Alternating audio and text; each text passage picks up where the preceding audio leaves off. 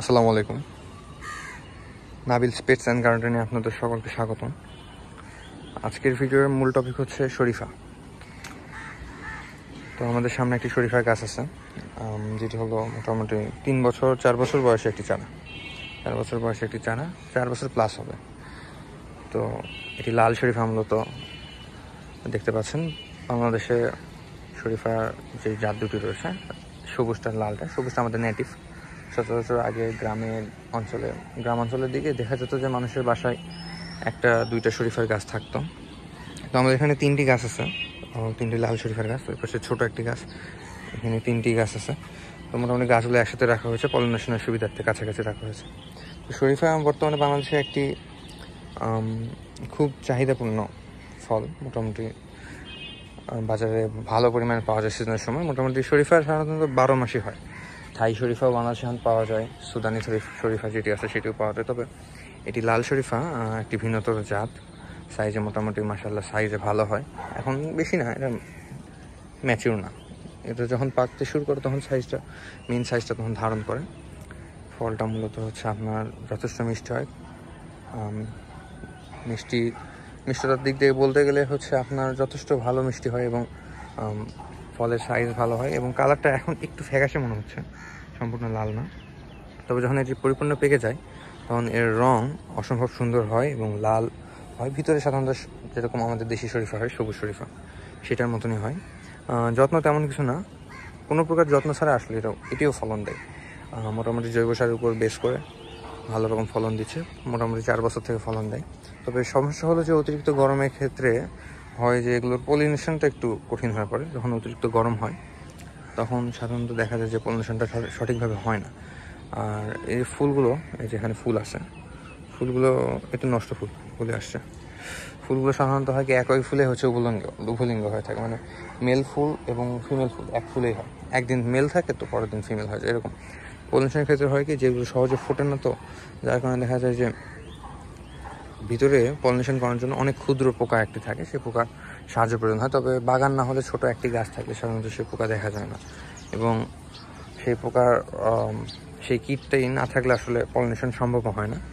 তবে সবচেয়ে মজার বিষয় হলো যে যখন বাগান আস্তে আস্তে বড় হয় তখন সেই কীটের আনাগোনা অটোমেটিক সৃষ্টি হয় এবং তখন মোটামুটি ফলন ভালো পাওয়া যায়। আসলে শরীফা বাগান গাছ যত বড় হবে, বাগান যত বড় হবে, দিন যত বেশি যাবে, বয়স যত বাড়বে, এর ফলনটা বৃদ্ধি পাবে। এই বছর ফলন কম আসছে গরমের কারণে।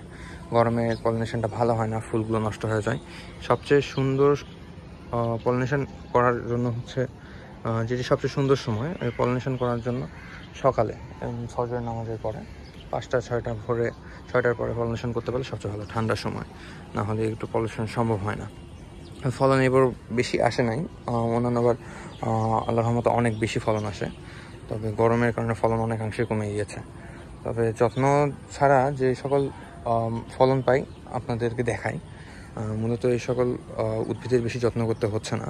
ছাদ বাগানে অসম্ভব ভালো রেজাল্ট করতেছে। বিশেষ করে যে দেখিয়েছি আপনাদেরকে 12 মাসি আমরা, অস্ট্রেলিয়ান আনার এবং এবার এই শরীফা গাছটি দেখাচ্ছি। আল্লাহর রহমতে অসংখ্য ফলন আসছে। আনার গাছে খুব সুন্দর ফলন আসছে। তেমন এটিও একটি জাত, মানে আপনাদের সঙ্গে শেয়ার করছি যেগুলো কম যত্ন। আসলে সবার পক্ষে সবচেয়ে বেশি যত্ন করা তো সম্ভব হয় না। তো কম যত্নে হচ্ছে আপনার যেটা ভালো রেজাল্ট পাওয়া যায় ফলন। মোটামুটি গাছটিতে 5-6টি ফল এসেছে। আসলে এখানে অনেক চাপাচাপি করে রাখা হয়েছে, তো পলিনেশনের সুবিধার্থে আসলে ওই গাছটিতে 2টা ফলন আসছে। তবে এগুলোর সাইজ আশা করেন ইনশাল্লাহ ভালো আসবে। এখন যেটা হচ্ছে মূলত এইটার থেকে 1 থেকে 2 দিনের মধ্যে সাইজটা চলে আসে এবং লক্ষ্য রাখতে হয় ফল পাকছে কিনা। কারণ কি যে যখন বেশি এটা পেকে যাবে, এই ফলটা বেশি পেকে গেলে দেখা যায় যে সচরাচর যেটা হয় গাছের দেখা যায় বোটা ঝুলছে ফলের, কিন্তু বোটা থেকে ফলটা পাকার পরে খুলে আসে।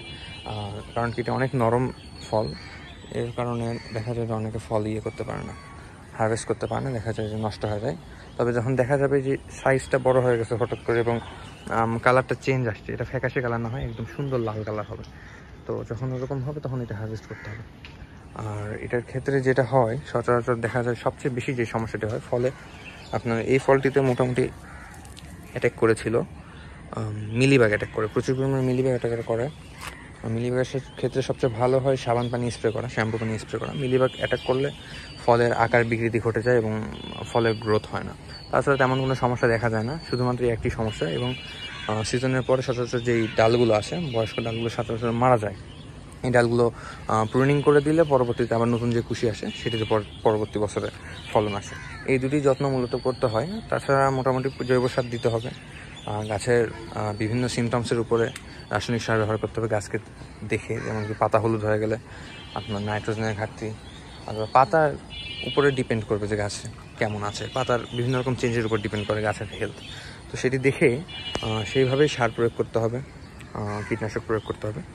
তবে মোটামুটি ভালো রেজাল্ট পেতে হলে জৈব সারের কোনো ঘাটতি করা যাবে না গাছের গোড়ায়।